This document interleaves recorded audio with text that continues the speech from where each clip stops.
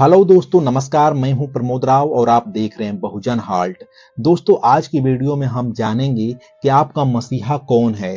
क्या इन पत्थर की मूर्तियों में बसे हुए काल्पनिक ईश्वर आपके मसीहा हैं या कोई महामानव आपके मसीहा हैं। दोस्तों, उसी की जानकारी लेकर के आज की वीडियो में आया हूं।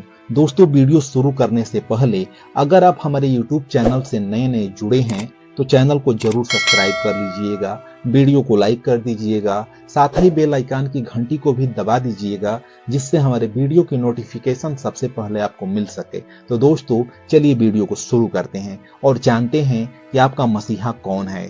सम्मानित साथियों, भारत में ब्राह्मणवादी कुव्यवस्था के अनुसार 4 वर्ण थे।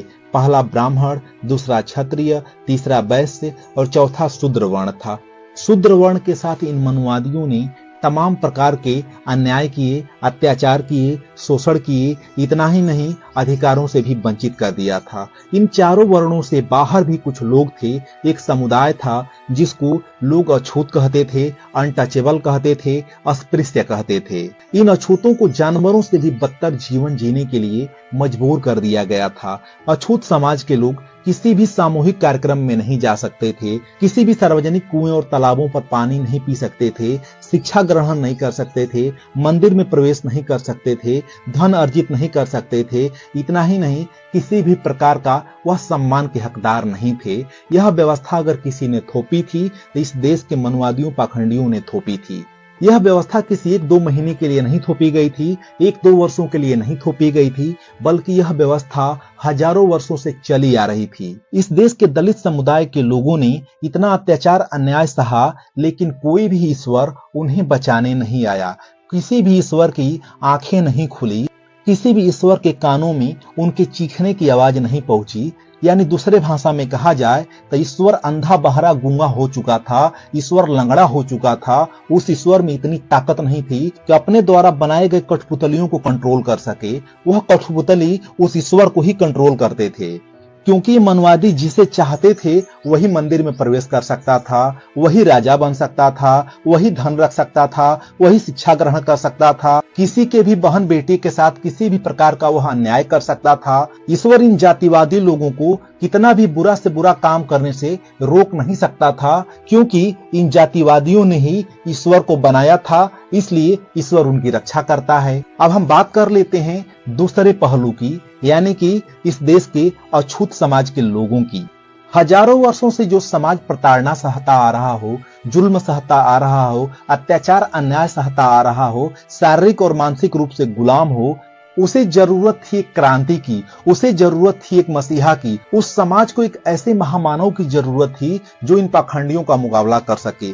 उस महामानव का जन्म होता है 14 अप्रैल 1891 की रात को माता भीमाबाई की गोद से। दोस्तों, उस महामानव का नाम था परम पूज्य बोधिसत्व symbol of knowledge Bharat Ratna Baba Saheb doctor Ambedkar, जिन्होंने हजारों वर्षों की कुप्रथा को एक झटके में खत्म कर दिया। बाबा साहब अंबेडकर ने कोई तलवार नहीं चलाई, कोई लाठी डंडे नहीं चलाए, कोई भी ऐसी लड़ाई नहीं लड़ी जिसमें खून खराबा हुआ। बाबा साहब अंबेडकर ने मान सम्मान की लड़ाई लड़ी, बाबा साहब अंबेडकर ने अधिकार की लड़ाई लड़ी।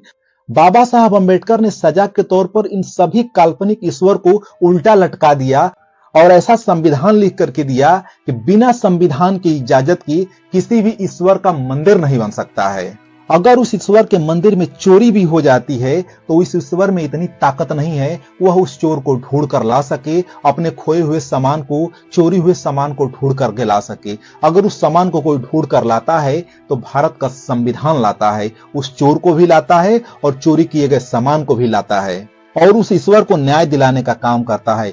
तो आप सोचिए कि बाबा साहब अंबेडकर ने कितनी ताकतवर किताब लिखी है, कितना ताकतवर संविधान लिखा है, जो साधारण से इंसान से लेकर के इस देश के ईश्वर को भी न्याय देने का काम करता है। जो ईश्वर हजारों वर्षों तक इस देश के दलित, शोषित, पीड़ित, वंचित समाज को शिक्षा नहीं दे पाया, नौकरी नहीं दे पाया, न्याय नहीं दे पाया, उस समाज को बाबा साहब अंबेडकर ने अपने अथक प्रयासों से, अपने संघर्ष से वो सारी चीजें दिए जो इस देश के दलित, शोषित, पीड़ित, वंचित समाज के लोगों को जरूरत थी। बाबा साहब ने शिक्षा के रास्ते खोल दिए, बाबा साहब ने नौकरी करने के रास्ते खोल दिए, बाबा साहब ने समता का भाव दिया।